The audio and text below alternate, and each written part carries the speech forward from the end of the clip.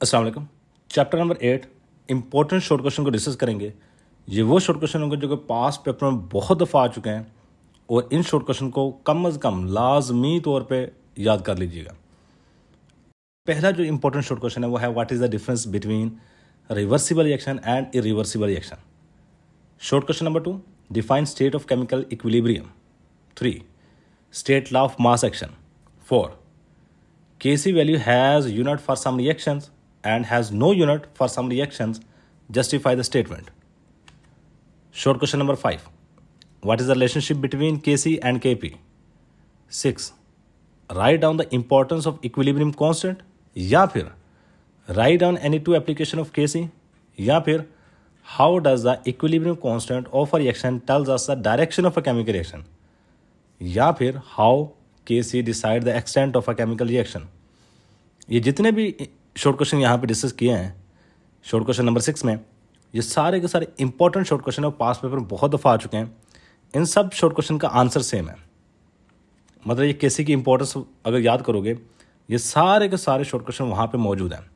Short question number 7 state Le Chatelier principle. 8 how does catalyst effect the reversible reaction या फिर इस question को इस तरह पूछा जा सकता है what the effect of catalyst of Kc value. Off नहीं आएगा, ऑन आएगा, ये टाइपिंग मिस्टेक है।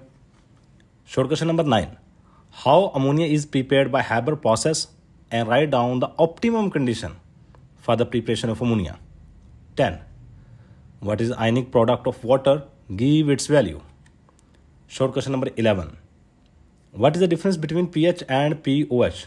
बहुत इंपॉर्टेंट शॉर्ट क्वेश्चन है, पास पेपर में बहुत दफा आ चुका है। Short question number 12 what is the nature of a solution when pH of the solution is 3, 5, 8, 10, 12, 14, 7 and 5। मतलब आपको मुख्तलिफ पीएच के सॉल्यूशन दिए गए, 3 पीएच का दिया है, वो एसिड होगा, बेस होगा या न्यूट्रल होगा। ये मुख्तलिफ पीएच के सॉल्यूशन है, आपने ये डिसाइड करना होगा कि इनमें से कौन सा एसिड है, कौन सा बेस है और कौन सा न्यूट्रल है। Short question number 13 define pK and pKb, give its mathematical expressions. 14 define common ion effect with 2 examples. और जो 2 एग्जाम्पल आपने यहाँ पे करनी है, एक होगी प्योरिफिकेशन ऑफ NaCl और उसके मुतालिक इस तरह का क्वेश्चन आएगा how NaCl is purified by common ion effect और give application of common ion effect. ये पास पेपर में काफ़ी दफ़ा शॉर्ट क्वेश्चन आ चुका है। Short question number 15 define buffer solution, give its importance या फिर why we need buffer solution. Short question number 16 की बात करते हैं how buffer solution is prepared, बहुत इंपॉर्टेंट शॉर्ट क्वेश्चन है। 17 define buffer solution and buffer capacity, ये भी इंपॉर्टेंट शॉर्ट क्वेश्चन है। 18 what is Henderson equation and write down the Henderson equation for acidic buffer and basic buffer.